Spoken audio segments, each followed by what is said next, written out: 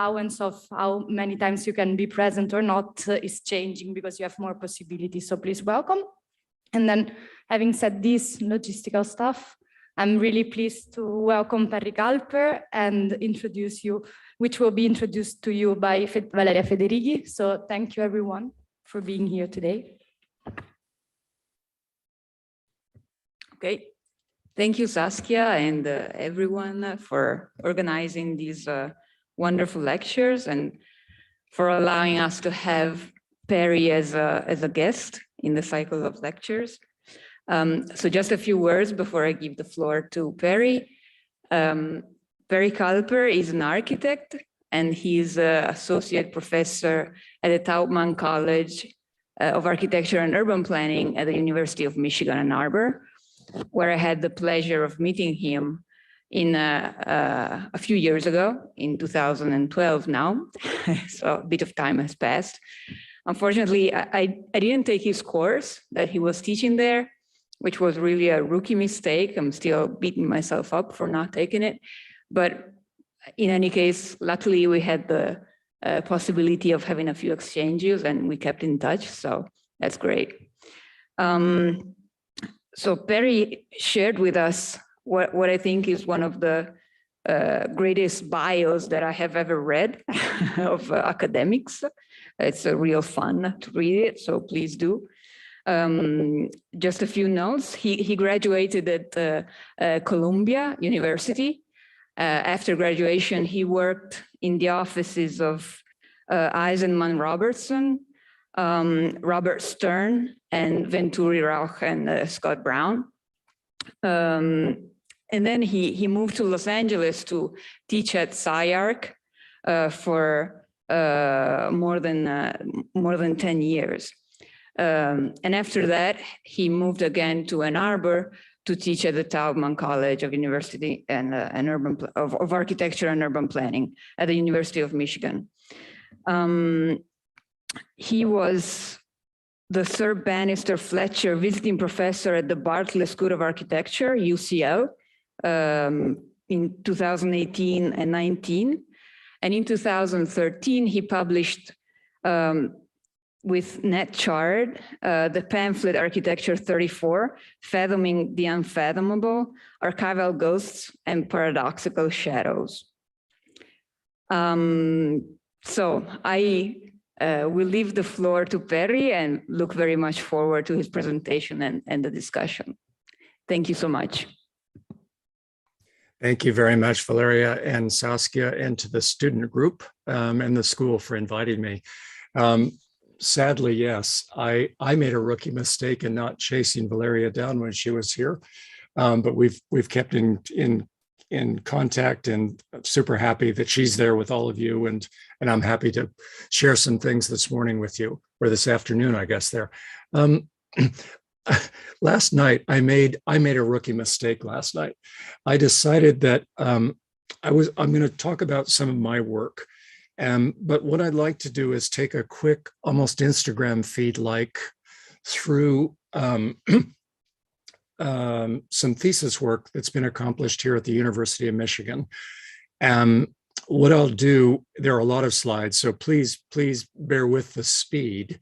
And I'll apologize to the students whom I've had the great pleasure of working with here at the school and at SciArc and other places for not elaborating on their work at all. But I'll build up an atmosphere of images for you so that you get a sense of some of the kind of work that at least I do here at the school with students. I think it's important in schools of architecture to be incredibly aware of what other schools are doing and what the key kinds of interests are, faculty, students, and so on. So I'm going to do that first, and this will be an absolute race.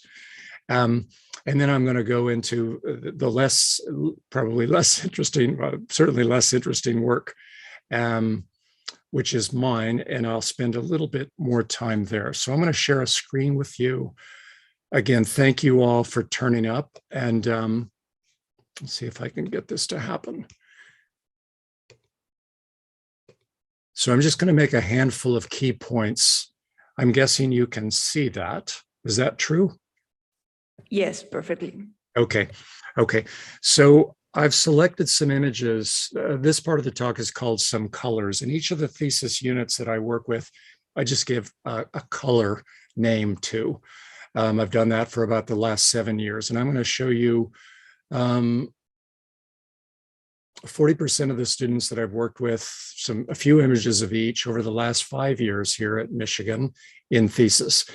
If anyone's interested in going back to this, there are some key things which we set up in Thesis, and I'm going to talk about a few of those things as I just move very, very quickly across the student work. But I should say, so I'm just going to start the images. I immediately see a spelling error. It's John Cho at the end. So in Thesis, I don't take anything for granted with students, and we work across a range of things. In the fall seminar, there are 9 pieces of work actually, and those range between how to get ideas and interests to then sort of focus across a number of different alternatives that I ask the students to produce in terms of the kind of thesis that they could make. Then we try to hone in on what their real interests are, and we locate those interests relative to the histories of architecture and other disciplines. I ask them to work on what's called the mechanics of engagement. That has to do with really looking at the variables in a piece of work, the roles of situations and programs and ideas and co-players and other disciplines and techniques for working and design methods and so on. So we then work on, I ask them to make essentially a thesis studio brief for the winter term, when they will then carry out the work that you're seeing, just a handful of images from now. And then at the end of that fall term, I ask them to make what's called a thesis operating manual, which is essentially gathers up the entire fall work, September 1, roughly through the 1st of December, to gather all of that up, but then to put it into a projective realm, the operating manual, so that they can then operate through their work in the following term, the winter term, January 5 through the end of April here.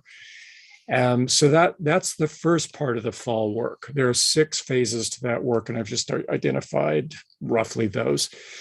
At the same time, the students are working on another parallel body of work, which has to do with really understanding and getting into much more depth the working techniques and the design methods by which they might produce their work in the winter term. So still in the seminar, I asked them we worked on 3 primary pieces of work in addition to the 6 that I've just articulated. And those are called proto-speciation 1, 2, and 3. And basically, without going into detail, and everything has a brief. They're fairly elaborate briefs. We have conversations, of course, working with 12 students, sometimes 13. But we're working across a whole range of things in the fall seminar. But for the technique orientation, I asked them to do 3 primary bodies of work. One is to do with analog or manual working. So I frame a brief which has a kind of a program, not an architectural program, but it has things that I asked them to accomplish. And that's the first one. And then the second one is I asked them to work on certain range of digital techniques, from scripting and coding and processing to things like Photoshop and modeling techniques and so on. So that's the second piece of work. And the third one then has to do with what we call composites or hybrids. And that is beginning to blend or breed or cross-intersect manual or analog techniques with, let's say, digital techniques. So the idea is that they then have a broader range of both techniques that they can work with in relationship to what they're working on for the fall, or for the winter, sorry, in the design studio, which you're looking at. These images are from the design studios. But we also, amongst many, many, many other things, we also unravel design methods. And I'll touch on those very briefly when I get to my work. And design methods for me are absolutely critical and largely missing as an overt or frontal educational process.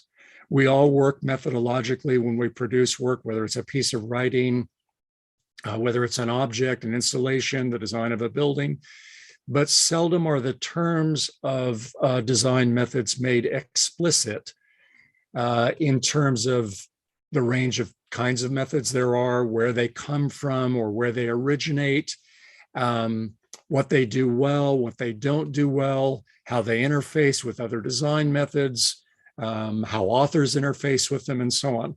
So two of the key things that we try and do in the fall is set up understandings about representation techniques, visualization, imaging, modeling, AR, VR, whatever those things are, in relation to design methods. So design methods are the big sort of meta ways in which we operate. And I'll touch on those again in a minute when I get to my work. And that representation techniques are effectively the ways in which we get involved in those design methods. So that's one key part of the fall term, again, in the seminar, design methods and representation techniques. But I also mentioned that I don't take things for granted. So I don't assume, for example, with students that there's anything like a program or that there's anything like a real site. We use things like programmatic thinking, words like programmatic thinking or situational thinking rather than site, fundamentally because I believe that there are many things in architectural education that come so heavily loaded by us naming them something like program, that as soon as an architecture student at most schools, and I don't know enough about yours there, but at most schools, everything begins with a brief and a program or something equivalent to that. I don't assume anything like that with students. So we unpack things like programmatic thinking, situational thinking, how to set up an approach for a body of work, how to set up questions, an approach, a discipline, how one makes decisions or not. So I try to really unpack from the ground, essentially, how to work on a body of work with the students. So in my section at Thesis, in the thesis section at Taubman, I never give a kind of thematic overlay or a topic. So I don't say, we're going to work on famous Italian cities and mythologies, or we're going to work on data sets and children's tales and so forth. I don't ever do that because for me, excuse me, I'm interested in both specific teaching, but also what I would talk about as structural teaching. That is teaching that exceeds or transcends or goes beyond the immediacy of something that you happen to be working on. Because my contention is that we're going to work on all kinds of different things in our lives. And therefore, to work at a thesis level in particular, but more broadly with respect to design methods and representation techniques and where ideas come from and so on, for me, it's more important to understand that those kinds of issues or topics or ideas that might belong to any piece of work, whether you're designing a parking lot or have a startup company, or you're making films, or you're an architect in an office, whatever those things are, for me, it's more important to set up an understanding about the discipline for the work, how to set up an approach, and then to touch on many of the things that I've just very quickly glossed over while I'm moving through some of the images of student work here. So again, sorry not to talk about these in depth. They are incredibly rich. The students are totally dedicated. They know coming to the school, but also working with me, both at SCI-Arc and here at the school and at the Bartlett and Penn and other places I've taught. They know that we're trying to work on architecture as a generous discipline. Sorry, this is the last thesis group right here, and I'm going to show you images from all 13 students, so you get a sense. The other ones were more selective, the first 4 studio sections. This is more elaborate, so you get a sense of what everybody worked on across the grain of the thesis year.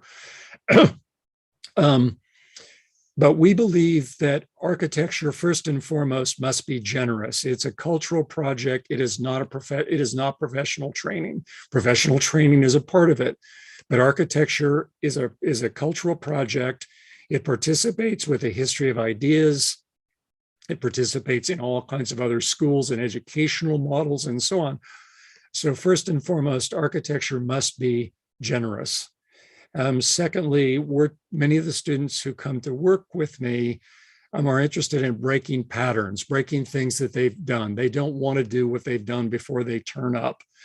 So also part of what we try to do is to capitalize on things that the students have been interested in or worked on or want to pursue in the future, but we try to open possibilities for them early in the fall in particular, so that they can discover things that they might not have been interested in, things that they know they're not interested in, but might be relevant or appropriate relative to their own work. Another part of the thesis is I'm really interested in trying to understand, amongst many, many things with the students and in my own work, what I call the scope or fitness of a piece of work. That is, how much does a project take on, or how much does a thesis take on? What is a body of work, whatever that is, a drawing, a new city, a manifesto, whatever that project or thesis is, what's it responsible for? What should it take on? What's its scope? What's relevant within that piece of work? So we work on those kinds of questions, amongst other than much more specific interests that the students have. So for example, Elena was interested here in realigning institutional power and worked on a couple of hypothetical cities. Ben was interested in aspects, he worked in a desert, but in surrealist aspects and ecological and environmental things, and in reframing programmatic logics and so on. So the students develop very, very specific kinds of interests and ideas relative to, again, the preparation in the fall. And then we're interested in the winter in the studio in them discovering things that their work might be about, as much as proving what they think it is. We're also interested in work that, let's say, unique or particular. So I'm not so interested in students doing the work, nor are they, that other people do. There are lots of familiar things as we course through these images that you'll see, I know that kind of work. But I'm interested in the students really taking ownership of their own work. I work very, very closely with them. I think of them as friends, colleagues, collaborators, but it is their work. It is not my work. Many studios across the world, I think, are linked to the work that faculty members do, the research that they do, and so on. And that's fantastic. I'm not particularly interested in that. I'm interested in conversing with them and trying to work hard with them, but I'm not interested in them being me or trying to do my work or trying to please me. I want them to work collectively. I want them to build a studio culture. I want them to work on their own work. So that's also part of the discussion, how to take ownership and develop particular working techniques and ways of thinking that are tailored to what they do or what they want to do or what they think they want to do. So I'm also super fortunate at all the schools I've taught at to be around incredibly great colleagues. Valeria and Saskia, whom I don't know, would certainly be two of those. The schools, I've been very, very humbled and grateful and inspired by to be at various schools, and many colleagues and friends and students remain friends over a long period of time and so on. So that's that. I'm going to stop sharing the screen there. That's just a quick visual Instagram feed like of some work, just a small body of work that I've been able to be a part of with students here at the University of Michigan. So apologies to all of the other students that I've worked with in other places and in the world and so on. I'm going to now I'm going to now shift to what I suspect will be, let's say, less interesting work, and that is some of my work. And I'm going to set the work up a little bit through questions to do with visualization, representation, the generative capacity of, let's say, drawings or digital models and renderings and so on. That'll be part of what I discuss, but I'm going to try to set it in a slightly larger context and then make specific points about, just a cross section through my work as I move fairly quickly through a bunch of images of my work. So I wasn't sure which image to select for the title page of this talk, which is called Fields of Evidence, or All Drawings Have Crooked Tails, T-A-I-L-S, like the animals, or tales, T-A-L-E-S, stories that we would tell. So I'm going to get, now I'll get involved. I'll try to build up a little bit of the background or context or development of the construction of a practice that is both a teaching practice and my own practice before I then go through some specific examples of work and try to draw out some of these points that I'm going to set up now. So I mentioned this in some recent lectures that I'm going to try to put a book together of some kind. That may include student work, my work, and so on, but also more broadly, certain disciplinary questions and cultural projects and so on. So I'm going to try to, this page lays out a kind of an outline of critical components of my thinking. Over a long period of time now, 17 years at SCI-Arc and 16 here, and at Bartlett, and teaching at Penn and Arizona State and a bit at Yale and so on. So I'm trying to consolidate some of the thinking that I've been doing, and I won't work through this in any detail at all, but from the largest picture, things like grounding things in the history of ideas, to ethics, moralities, and values of a school, to key disciplinary questions, studio, course, and seminar models or types, curricular logics, relations to allied disciplines, the roles of schools in the context of other schools, and so on. Just a bunch of things that matter to me. Lots of other things matter, but those are some primary organs or parts to a larger body that I'm trying to think about relative to constructing a practice. I'm also influenced by people, dead and alive, by things, by conceptual frameworks. So I keep track of those things in lists. I'm going to share with you 5 key things that somehow lurk or are around, not in all pieces of work for sure, but they have surely influenced my thinking. The first is the Wunderkammer, or curiosity cabinets, and that is the possibility to gather things up that don't belong together, heterogeneous things. Your world there in Italy, particularly the Baroque period, and developments there in mathematics, philosophy, in theater, but also in architecture, painting. That's been an that period of time. If I could be an architect and live in another time, that might be the one, at least in the Western world. I wouldn't mind living in Kyoto, in Japan, several hundred years ago. Marcel Duchamp, the Dada surrealist artist, has been super influential, as have the Dadas and surrealists. In this case, Duchamp, because he asked questions through this urinal signed Armut and named Fountain, exhibited in a gallery. A, what qualified as art, and B, who could make art.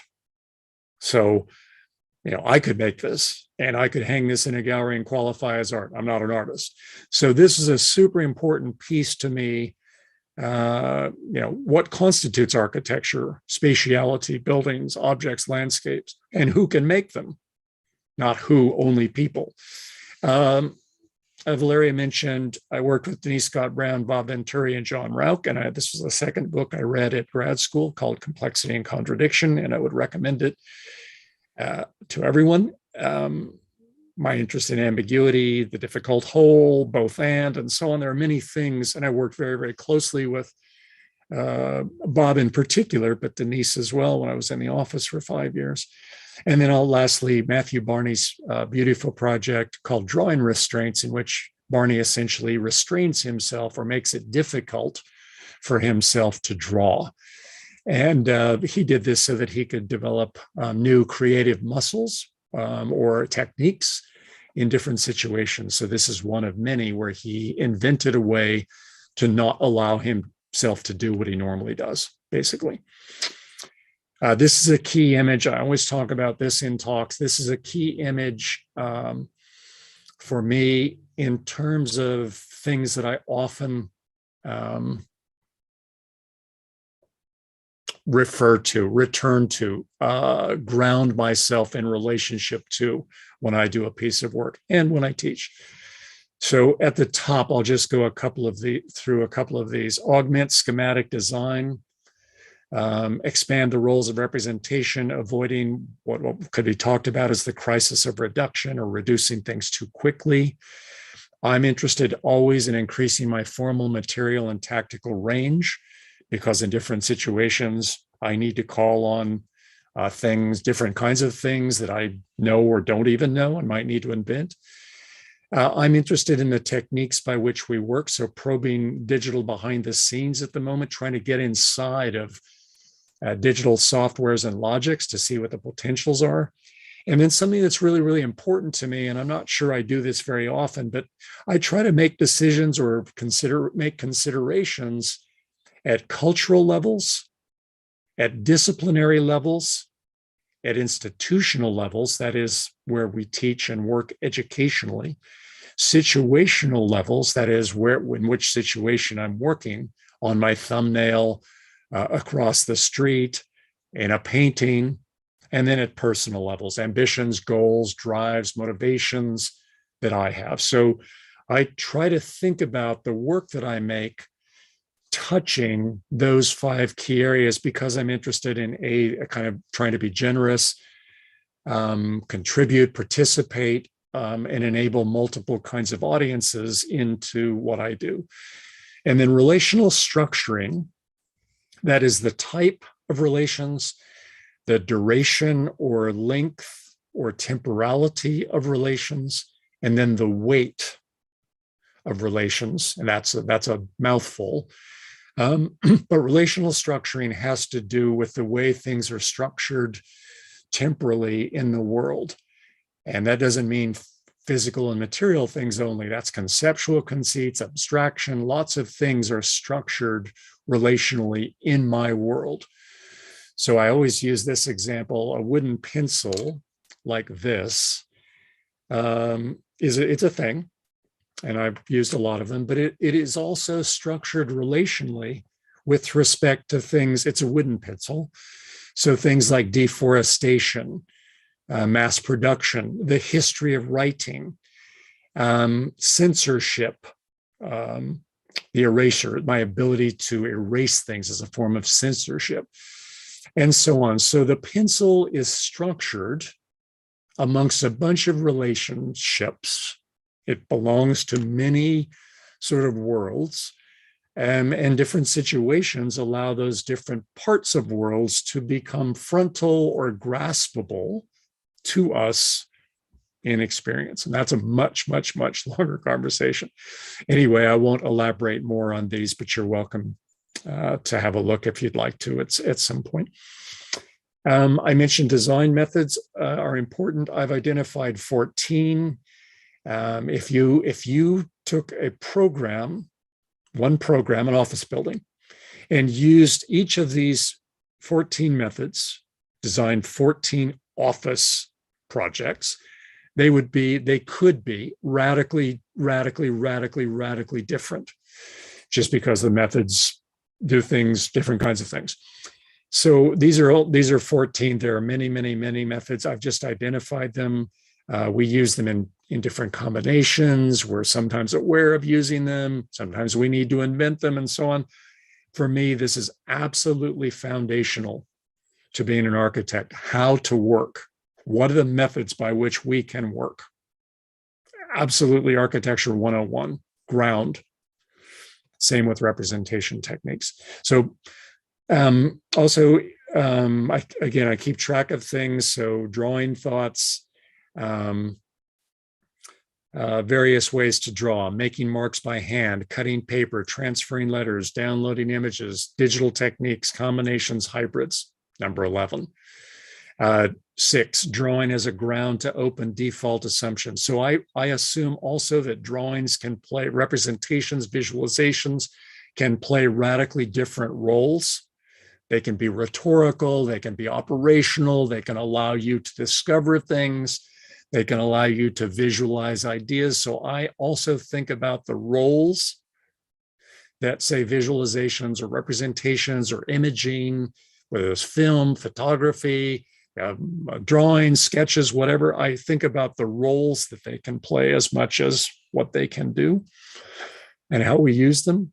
Patterns in my work, you'll see some of these. I'm not going to go through these at all, but I keep track of things which are consistent in my work. As a way to recognize my tendencies, my predilections, but also to try to become reflective or critical or gain some distance about what I do perhaps too often, so that I can work on different kinds of things, again, in different situations, and not return to the same things that I always do. So I'm going to now work through just a bunch of images and make a few points as I go through them very quickly. So this is what the work table looks like behind me.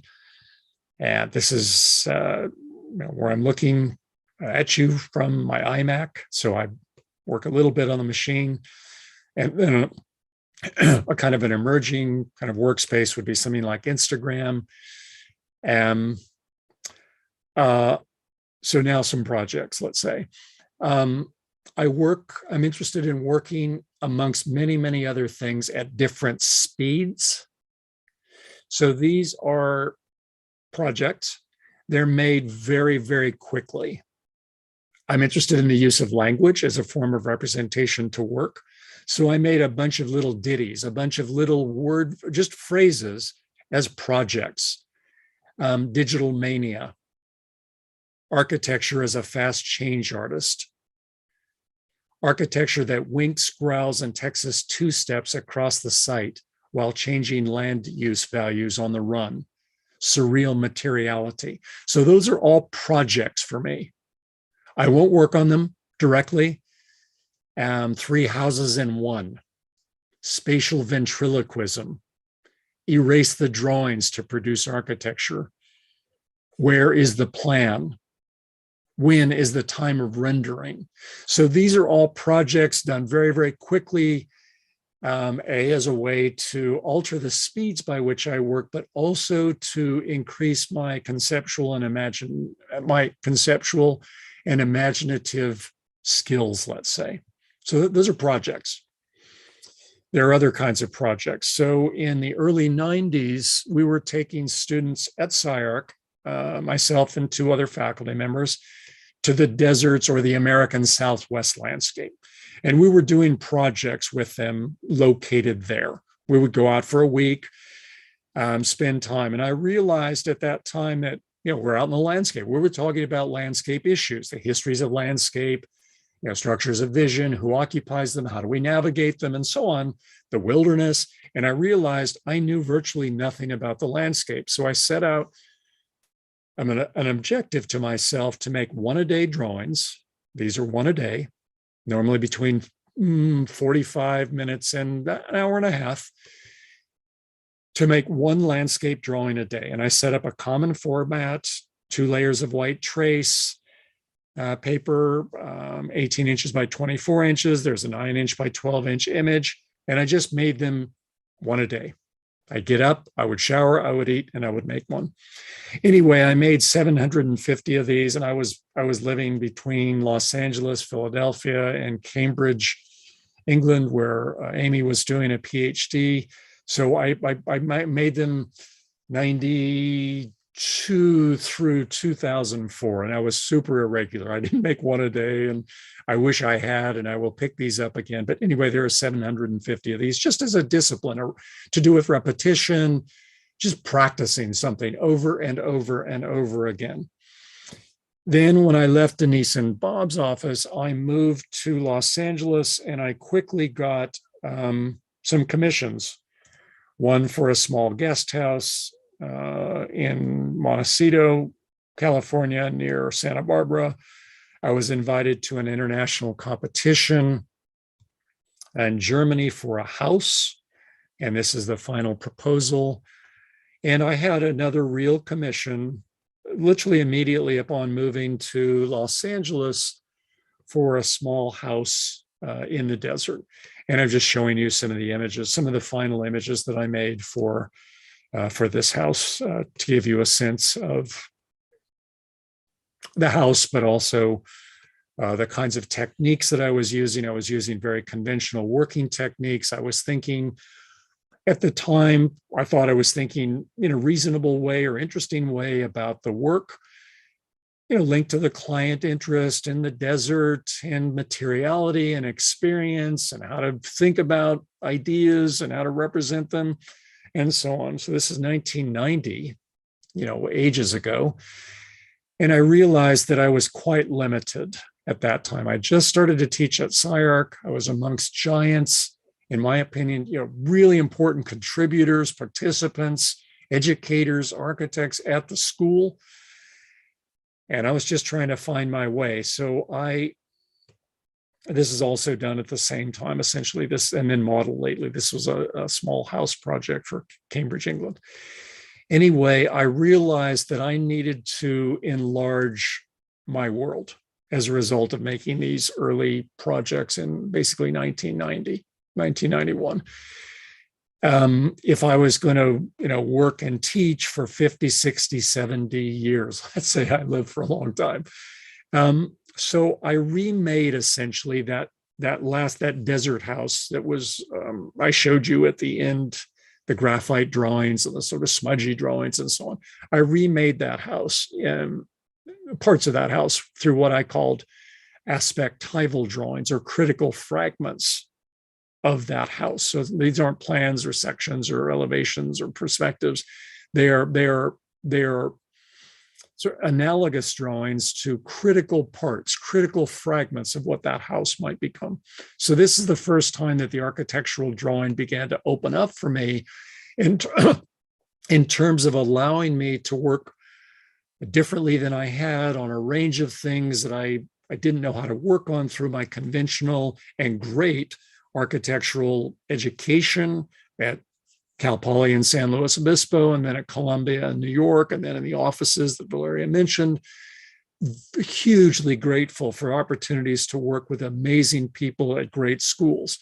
But nonetheless, I felt limited in terms of what I could do. So I used the David's Island competition drawing, 1996, to think about how drawings might do something different, really, than what I had been trained to do and understood. So I asked the drawing to do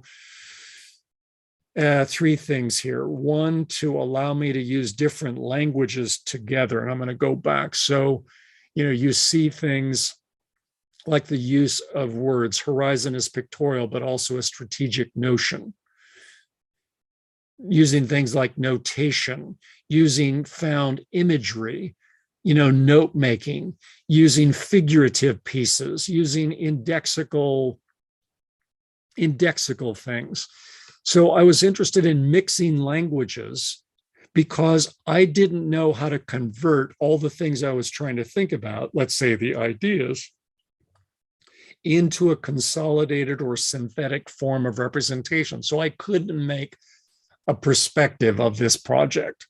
I couldn't make a plan because I didn't understand things synthetically or completely so I could make a comprehensive, let's say, representation. So I began to mix languages. I only knew some words. I only had a vague sense about notions of something. So I would use words to hold that in play long enough to see whether, I could integrate it with other kinds of thinking about materials and forms and so on. So mixing languages. The second thing I used the drawing for was to try to figure out, relative to a bunch of ideas to do with islands and nautical cartography and mythologies and military things and so forth, the things that I thought I could discuss in this island competition. I wanted to use the drawing to see if I could develop then programmatic logics to articulate, to care for, to structure the ideas of the project, panoptic and panoramic vision, blah, blah, blah, through programmatic logics.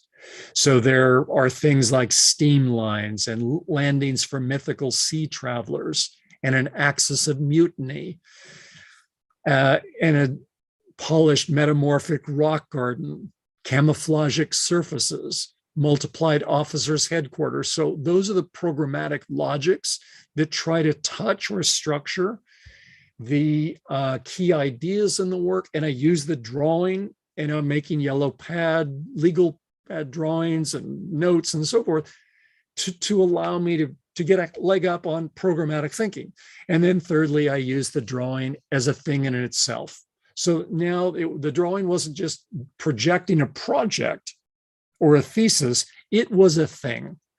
And I subsequently have made decisions about drawings as things in the world, regardless of my ideas, regardless of my intentions.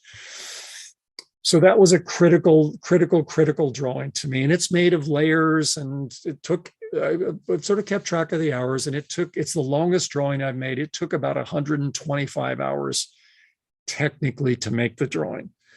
It has animal x-rays and cut paper and drawn parts and, letter set carefully put on one letter at a time and so on. It's got a lot of stuff in it. So it's roughly 700 millimeters by 950 millimeters, or 24 inches by 36 inches.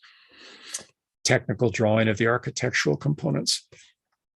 In another competition, which I also did not enter, I continued my work on the architectural drawing to try to open it up, to avoid the crisis of reduction, to not reduce things too quickly when I was working in terms of the ambitions and discoverable possibilities of the work.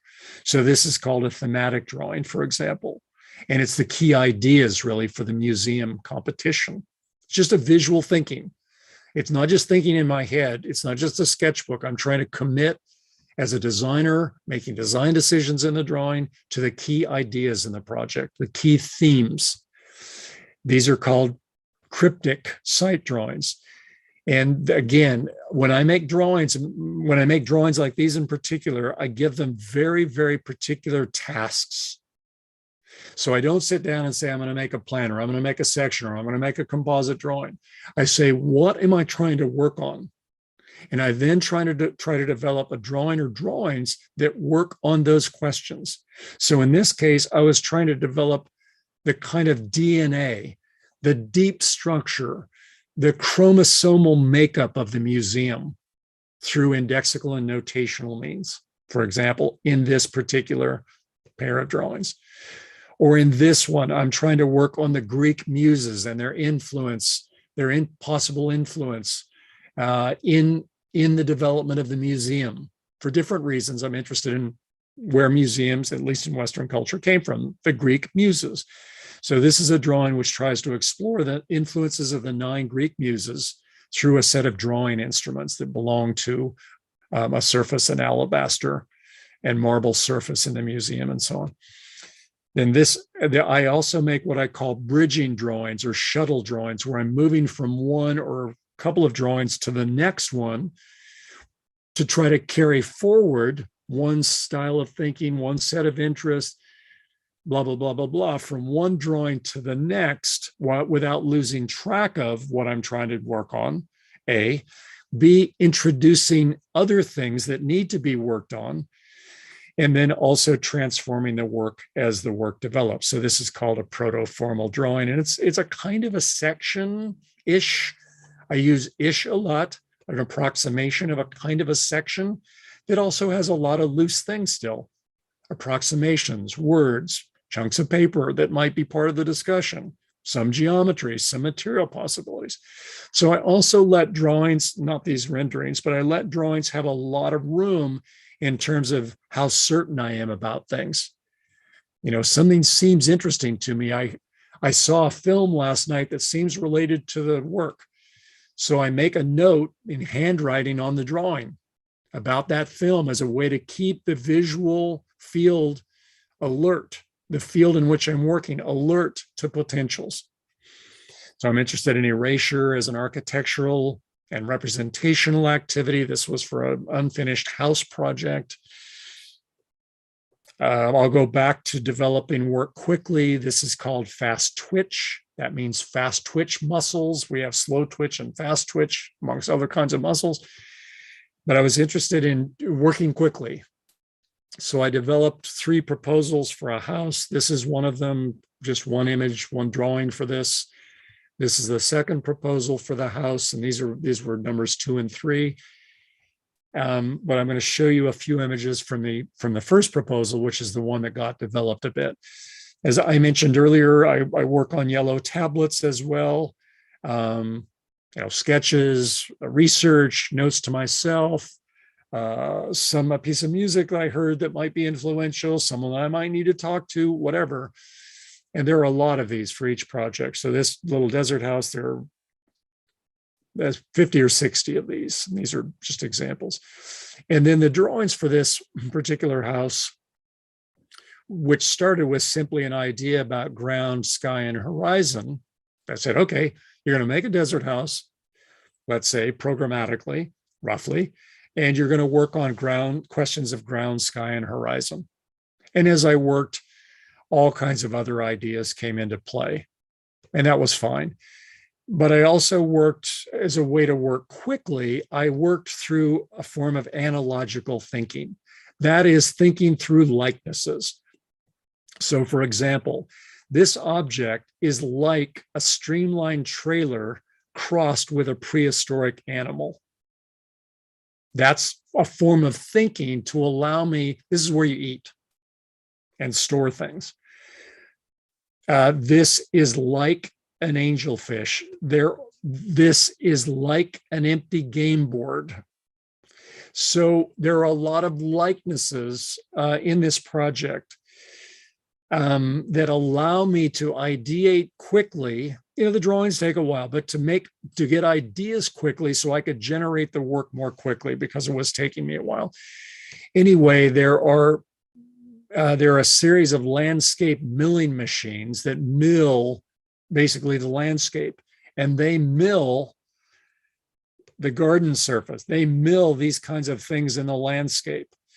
And then there are things in this one like chromed shadows, and there are real shadows, and there's a labyrinth that you can't get into, and there's a cast bronze biplane, and there's a little weird object that belongs to this eating space, and you live in this space that's filled with logs, and all kinds of different reasons for these things. But I'm just trying to, this is the space that you live in the baskets here, but this is filled with logs and you don't get into it. There's a stair that sits in here and so on.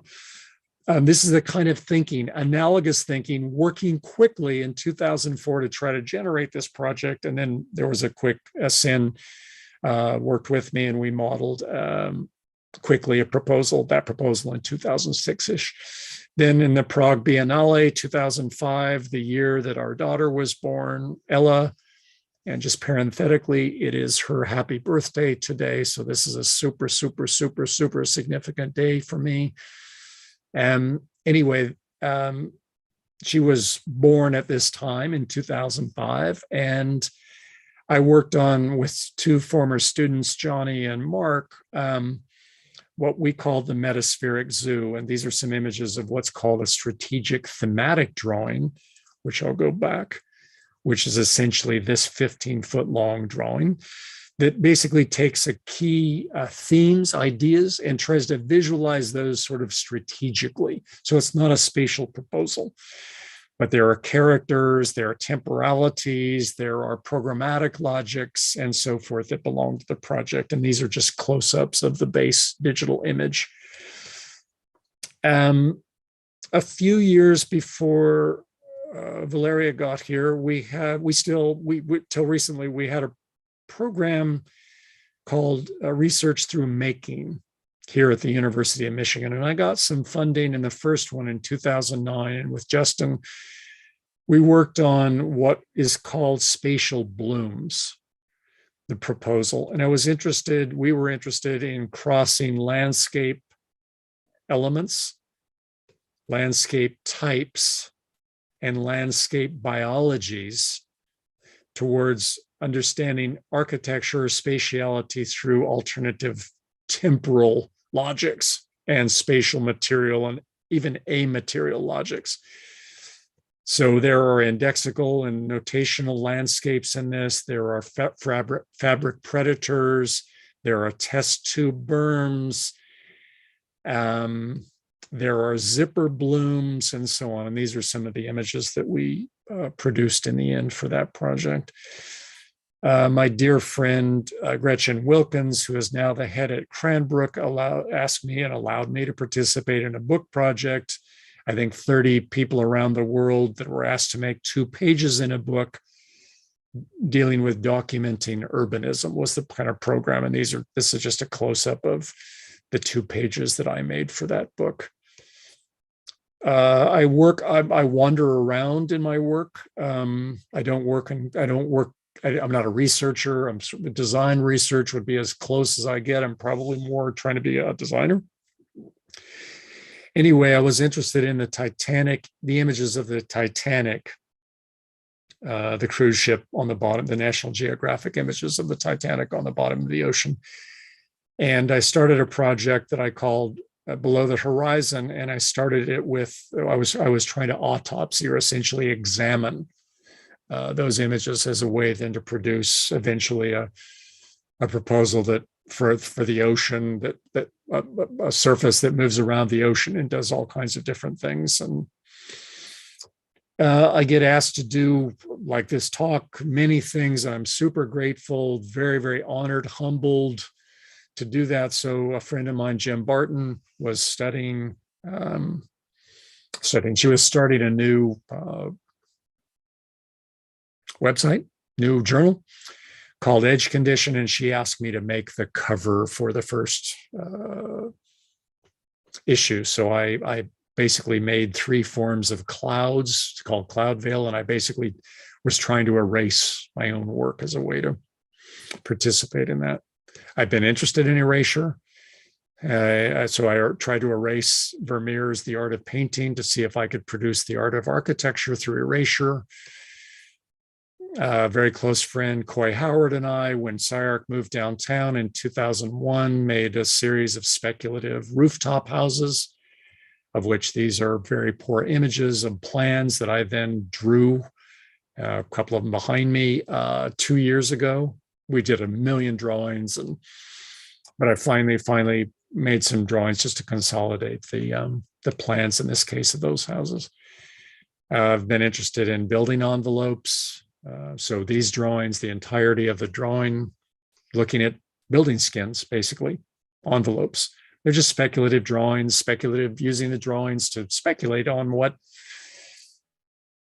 pictures might be like. So the entire surface is, could a building skin be like this? I've been interested, particularly recently, in the picture plane and trying to dismantle it, the picture plane, the perspective, the station point body. And this is an early set of cut paper pieces for a floor triptych. Sits on the floor and talks to a ceiling eventually. Larry also mentioned this. My very, very good friend and colleague, Nat Shard, and I were fortunate enough to win Pamphlet Architecture 34, conducted by Princeton Architectural Press in 2012, 10 years ago, remarkably. And we were interested in what we talked about as contingent or indeterminate architecture. So we made a specific project which occupies 16 of the 80 pages of that pamphlet. And Mark Stanley, a dear friend also of both of us, designed pamphlet with us, for us. Anyway, we made this specific piece of work, learning from Nat's incredible work through drawing instruments, of which you see we're learning from those, and made 2 drawing instruments to stage this conversation between us about indeterminate or contingent architecture. This is Nat's world and my world, and they do, amongst other things, they throw paint at each other and get involved in picture plane thinking and indeterminacy and how things can talk with each other and so on. And then again with Nat, we were invited to give a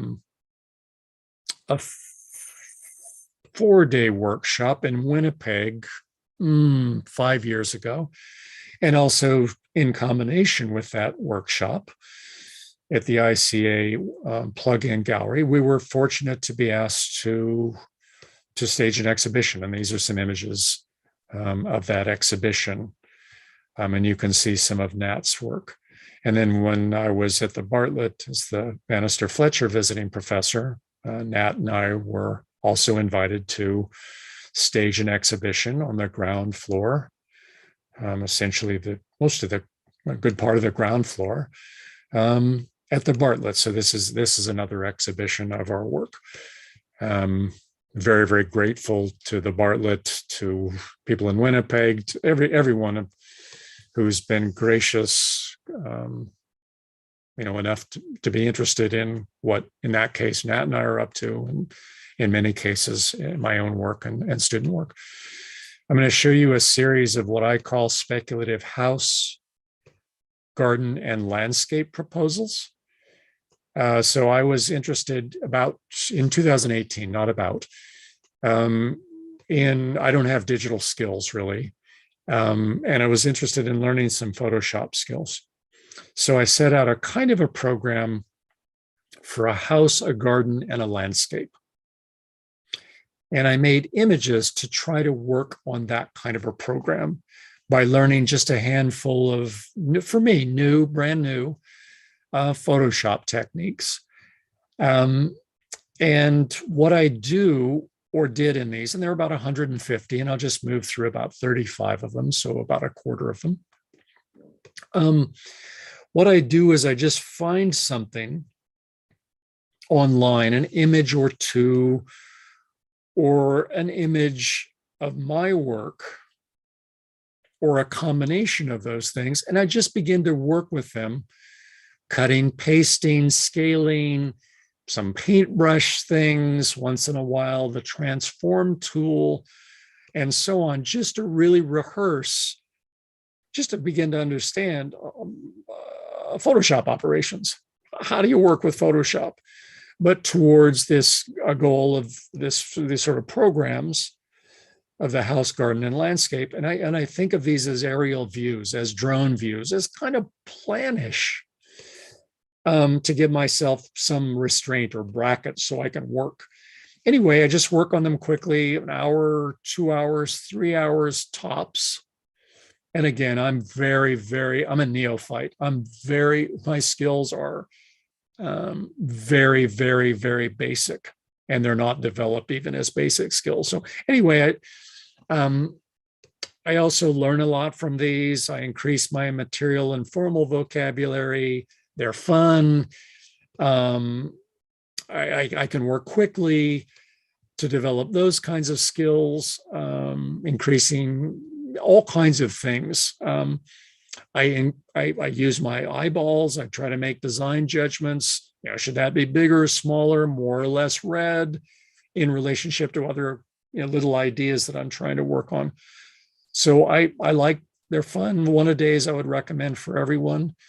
My friend Jeff Halstead, a great teacher, architect, saw some of these and said, let's do a collaboration. So he did some quick ZBrush translations of the drawing. So I'll go back. Sorry, that's me using two of my drawings, parts of my drawings, to make a new proposal. This house garden landscape, and then these are some stages of translating essentially that image towards, a kind of, in this case, a kind of formal material possibility. And here's another one of my drawings, and then a translation. More Photoshop work by me, trying to work out what I called new objectives or new objects. Sometimes sort of elevation-ish, sometimes sort of object-ish, sometimes totally unknown. So I made a bunch of these quickly and really got interested in my inability to use, say, the paintbrush tool, and then really thinking about, well, what kind of potential does that have? So I got more interested in these kinds of things, using the paintbrush in this case, for example, and this stuff, than the figures. So there are a bunch of these. And ultimately I got really interested in, so I got interested in the things that I was trying to get effects in these material proposals, but I was interested in how I was getting those effects. So this is a more interesting proposition to me. I worked through 4 bird motels. So in Italy, I was invited to design a bird motel in 2015. Worked with 3 former thesis students, Omar, Sam, and Mark, very quickly. And there were a bunch of ideas, and we finally made a physical thing, which we shipped to Italy.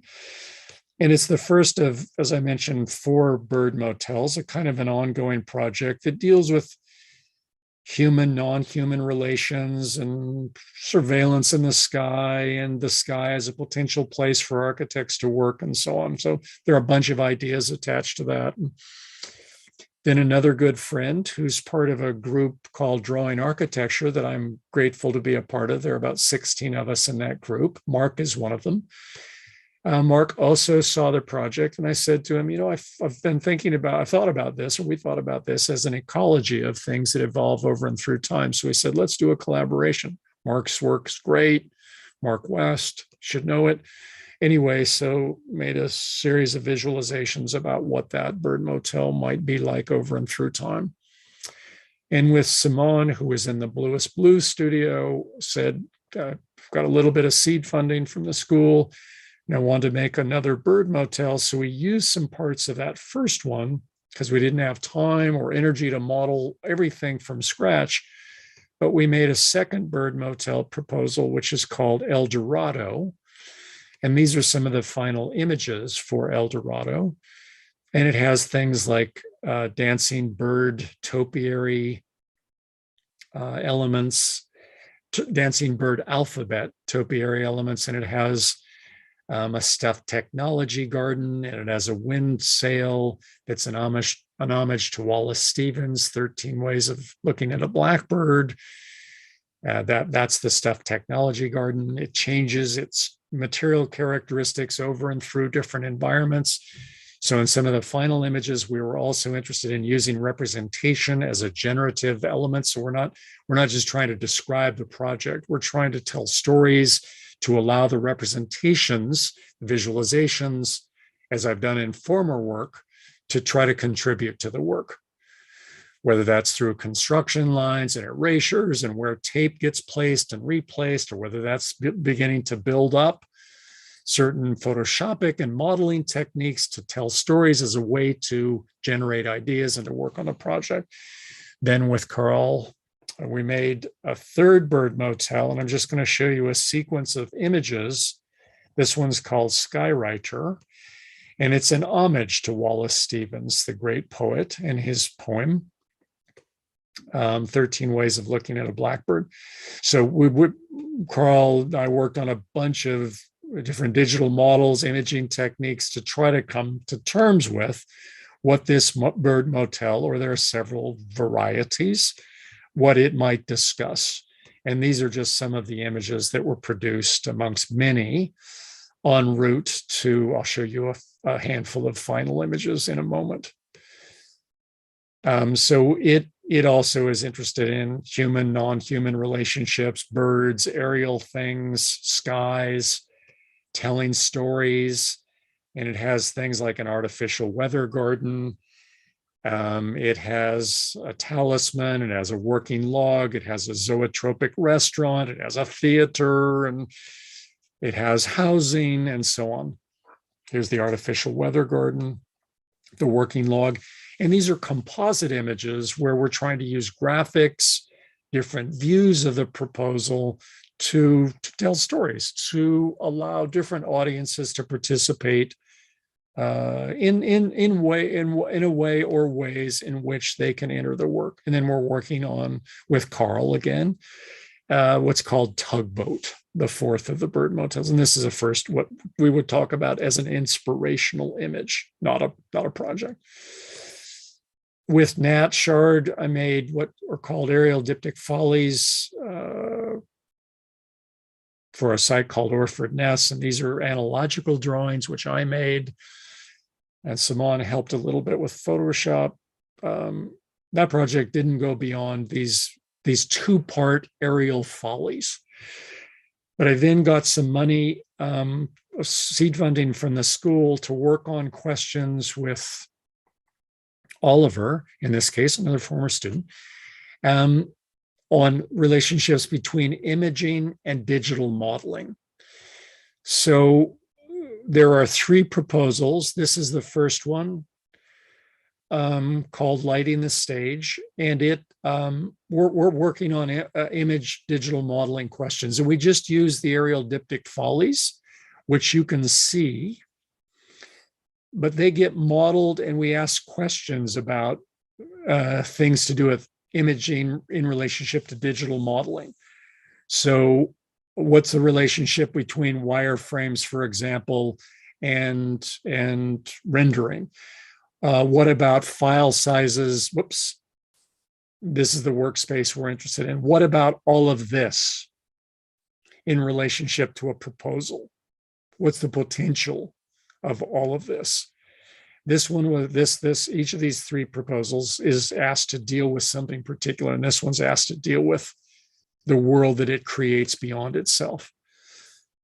Can you model notations? What about modeling light sources? Do images have back sides? What about file sizes? Does that matter? Does that have potential relative to this question of imaging in relationship to digital modeling? So this is the third one. This is what we care about. The aerial diptych follies are just fodder. They're just vehicles for asking questions about imaging and modeling. So I like to, when I share this with people, I like to focus on this piece of cut paper. This is actually a rendering that works from my drawing, but this piece of cut paper asking, does that cut paper in the original image have a backside? And you can begin to see the backside of that paper in the questions that we're asking developing. And here you see that paper now developing in imaging modeling space, let's say. So that's just a specific case in point about kinds of questions we're asking. Does the image of that paper have another side? So those are the kinds of things. Can you model notations and indexes and so on?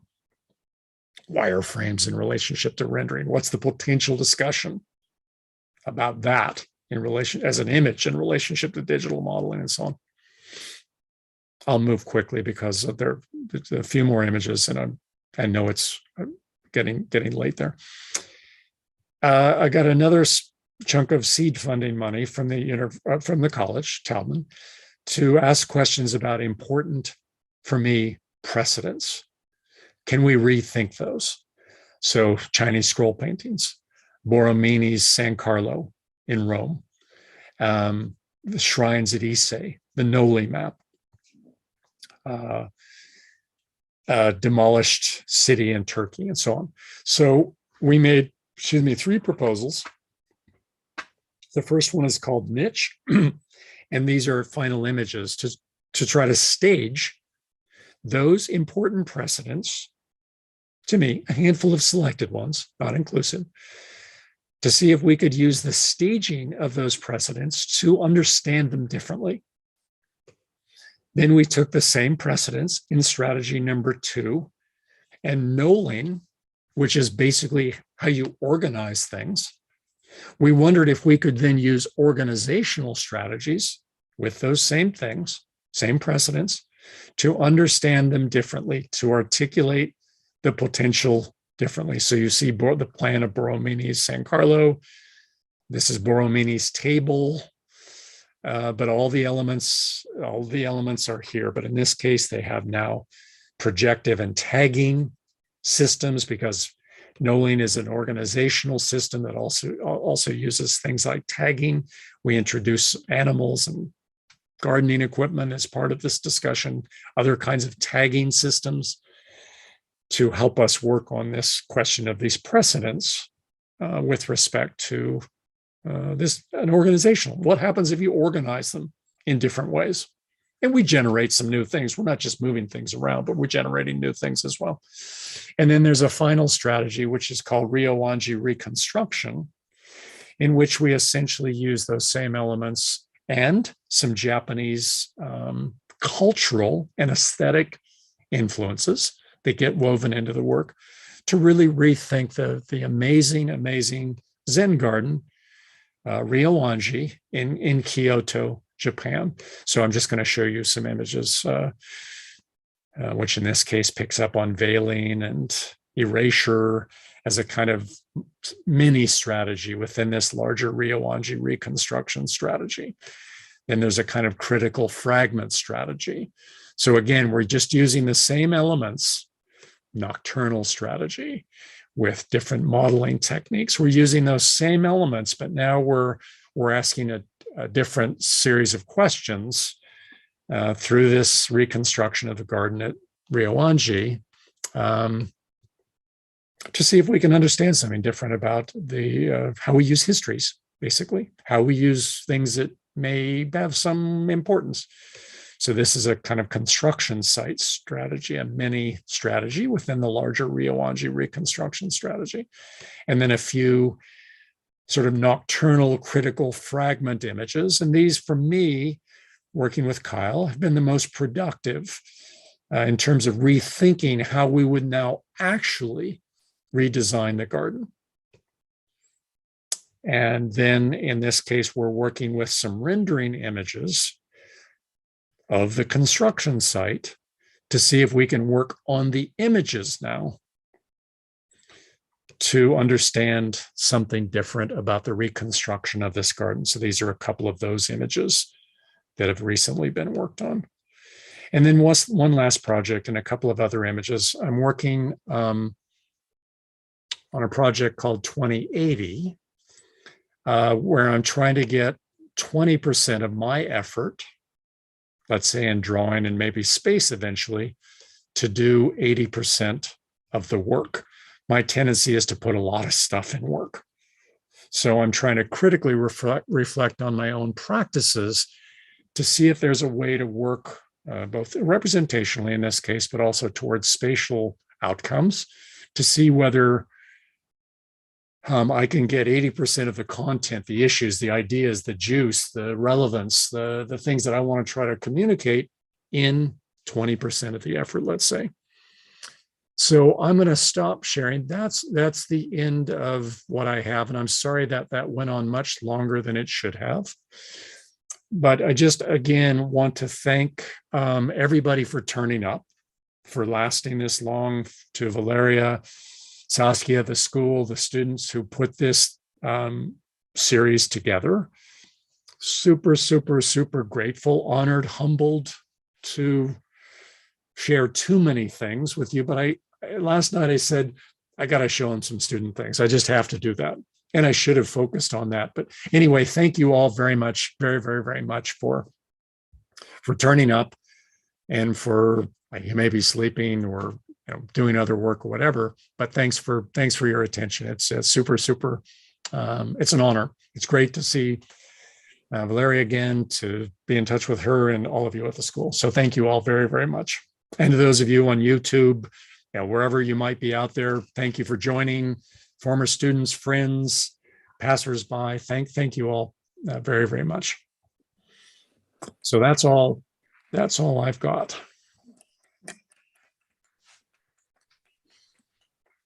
And I'm happy to take questions, or how can I improve things that I do, or should I, recommendations about another profession that I should take up, or ways in which I should spend my time. Great. Thank you so much, Perry, for the super generous lecture and presentation. It was a great walk into a wonderful and interesting world. I would have a ton of questions, actually, but I would like to leave the floor to the students first, and say happy birthday to Ella, of course. That will probably embarrass her. 16 or 17? 17, yeah. 17. Yeah. Okay, so I guess that we'll have some questions from the students now at this point. Yeah, if you can come here, yeah. And sorry for the hundreds of images, but I thought maybe the images, particularly of the student work, would just build up a sense of kinds of things, ways of working, and so on. I decided to have a go. Hi, Professor. Hello. We are in team number 6. I'm Za, and we have one question for you. In this case, we are very like your work, and because in our background before we don't have so much something like abstract architecture representation inside the architecture school before. So we want to ask that do you have any advice for us when it's come to understanding and practicing architecture representation outside in the box, improve this critical thinking? Yeah. That's a beautiful question. Your name is? Za. Za. I'm sure I didn't get that right. So I'll try to answer briefly. There are two key things I would think about. One is to look at representations that a huge range of disciplines make. And I would collect those. I would look at mathematical representations. I would look at dance choreographers. I would look at weather maps. So the first part is I would look at representations that other disciplines make, whether that's mechanical engineers, whether that's poets, and begin to make a collection of those things. I would identify biology. You can figure out map makers, biology, mathematicians. I would do that. Then I would try to work out, what do they discuss? So a cartographer that makes let's say, US Geological Survey discusses certain kinds of things through certain representational techniques. So I would pick one or two categories of those different disciplines, and I would try to understand what they're trying to represent and how they represent it. That make sense? That begins to build a background, because most representations, when we make perspective representations, they're the most legible probably of almost any discipline. But when a mathematician develops an algorithm for some particle physics behavior, that's quite abstract. Not the particle physics are abstract, the way they behave, but also the ways in which that behavior is represented. So the point here is that if you look at other disciplines, they represent things generally more abstractly often than we do. And they also deal with a greater range of ideas or issues or content or concerns than architects tend to. Does that make sense? So by learning from other disciplines, then when you come back to your work, when one comes back to their work, you have an increased range of things by which you understand other disciplines working. but you might want to work on how things move through a space that you're working on. And you say, I remember seeing weather maps. They work on how temperatures change and how a storm moves through a landscape. I can learn from that discipline to help me increase my understanding relative to the work that I'm doing. That's the first thing I would do. I would look at other disciplines and I would make a collection. I would hard print it. 12 of these and 12 of these and 12 of these and 12 of these. That's the first thing I would probably do. Then the second thing I would do is more immediate to the discipline, and I would collect a series of drawings or representations or visualizations that architects have made, whether that's Piranesi or Libeskind or Zaha Hadid, that deal with abstraction, let's say. Where are the great drawings in architecture?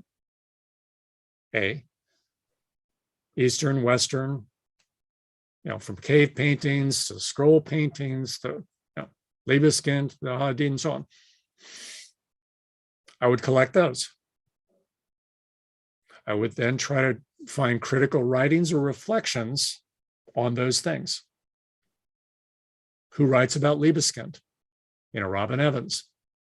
So you begin to then understand someone else talking about drawings that are important or interest you. That'll allow you to build your understanding about key discipline produced representations, let's say, whether those are films or whatever they are, beach drawings on the beach, whatever. It'll allow you to understand what's out there. But more importantly equally importantly, if you begin to read critical accounts, you say, well, what's actually going on? Someone else says this is actually going on in that drawing. And you begin to use other levels of expertise. Someone saying, this is what Libeskind's drawings are about, micromegas.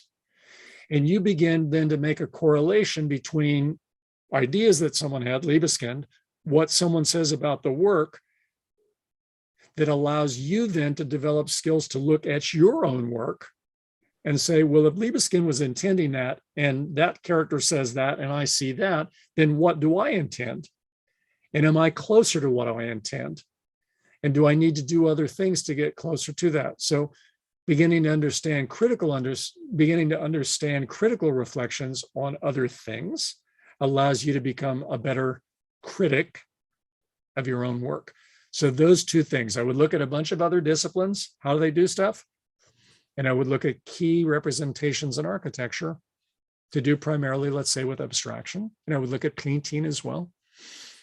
As a way, this is a long project. This is not something you say, okay, I'm going to get this and tomorrow I'm going to do this. If I'm interested in abstraction and, different kinds of things that aren't pictorial, let's say. So that's, a long-winded answer, but it's two simple things that people can begin to do over and through time that I would recommend. And then muck around with your own work. That would be the third thing. I'm just interested in abstraction. This summer, I'm going to set up a project for myself. And I'm going to try to develop a program where I move between conventions and abstraction through a drawing and a digital model. It doesn't matter. Oh, it matters. Set up small projects for yourself to inquire directly about that rather than trying to bring it to your work. Isolate the question that you asked. Say, okay, I'm going to work on that. And over the summer, I'm going to make, whatever it takes to begin to understand more fully the question that you've asked me. So sorry, that's a really long answer to a really, really important. I think it's a super, super, super, it's an incredibly important question.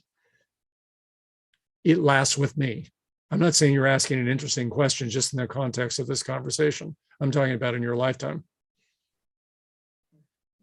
Because I think we need to work across a range of representational techniques and styles and blah, blah, blah, blah, blah, to work on ideas. And we need to be able to, I believe we need to have a full array of things that we can draw from to work on things so that we avoid the crisis of reduction. We don't reduce things too quickly. We don't get rid of ideas because we don't know how to work on them.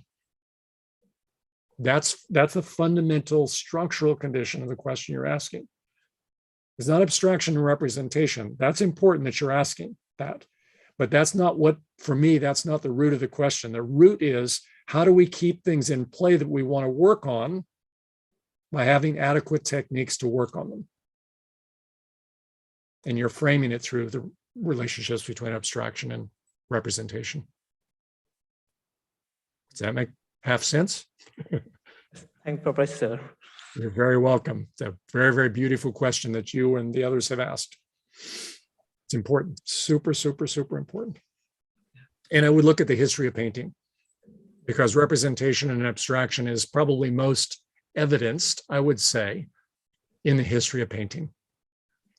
So you're looking at figurative things, and then you're looking at Cubism and abstract expressionism, all kinds of other forms where, you don't see the face anymore.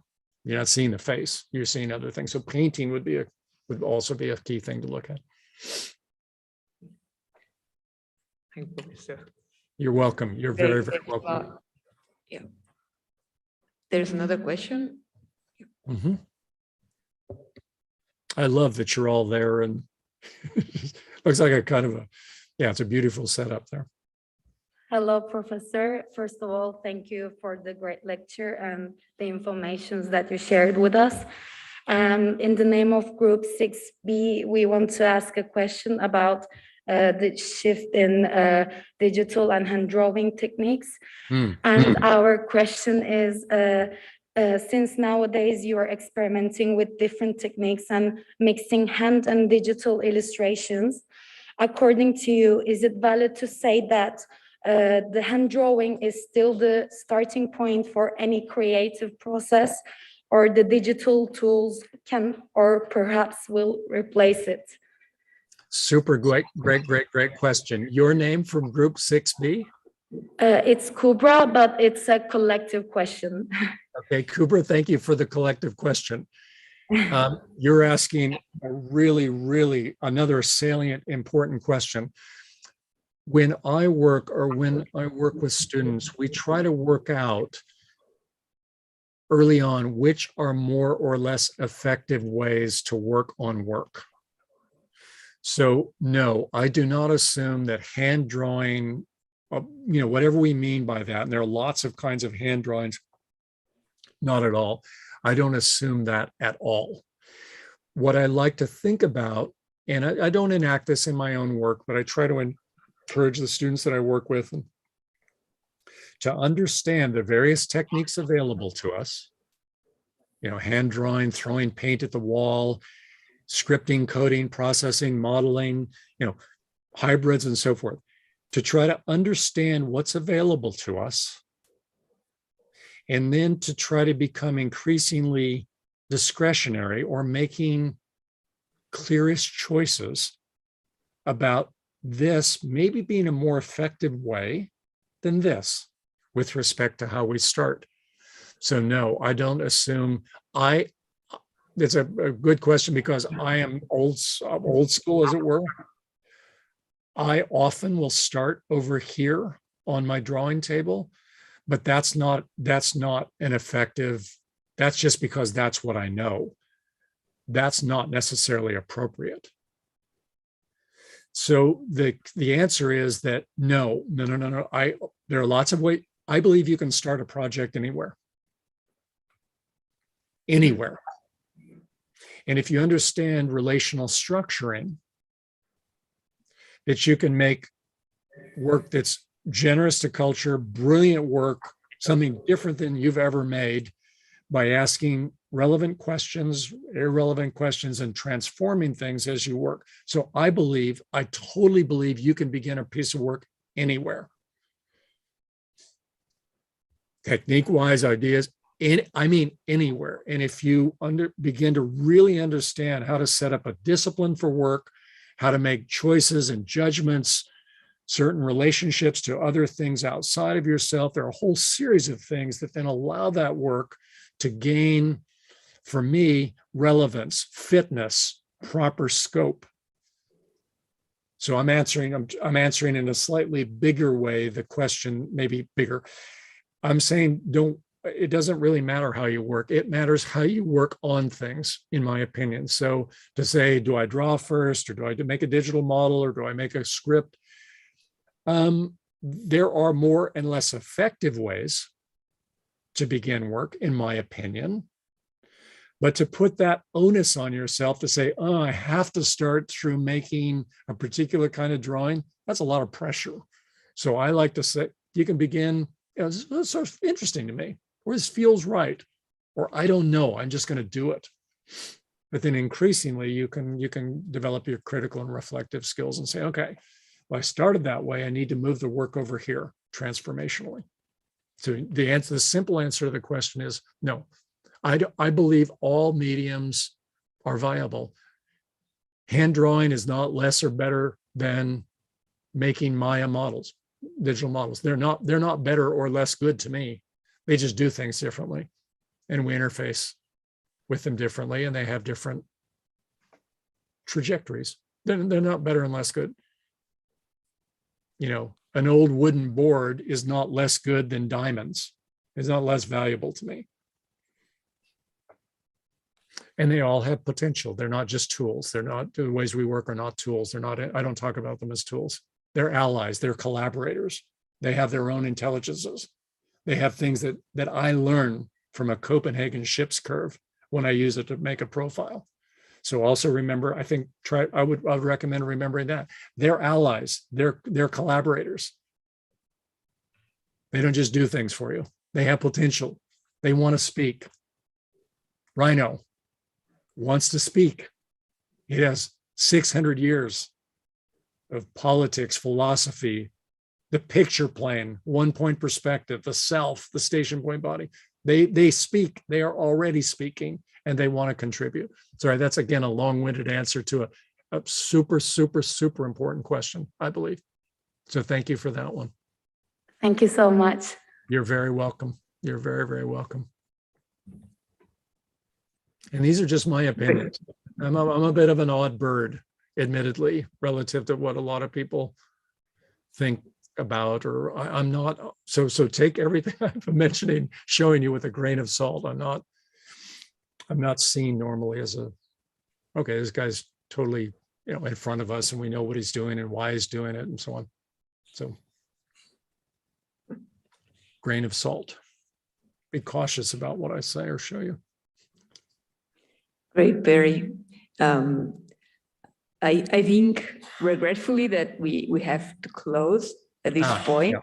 We could listen to you for hours, but we took up already a lot of your time. So we wish to thank you again so very much for being with us today. Hopefully there will be a next time. Hopefully it will be in presence. Let's hope. But it was a great lecture, and thank you again so very much. You're very welcome. Thanks to all of you, and I'm super humbled. Great to see you, Valeria and Saskia and the students and those on YouTube. And I'm sorry I went on so long. But thank you all very, very much. And I'm going to come and see you. I'm paying attention to the Polytechnico in Torino. I'm paying attention. So yeah, we're looking forward to that. Cultural agents, people, you are cultural agents. Go into the world. Be generous. Allow the world, human and non-human things, to attain their greatest potential, and good skill with things as well. So, okay, thanks again. I will look forward to talking with all of you soon. Thank you. Be safe, healthy, take good care of each other.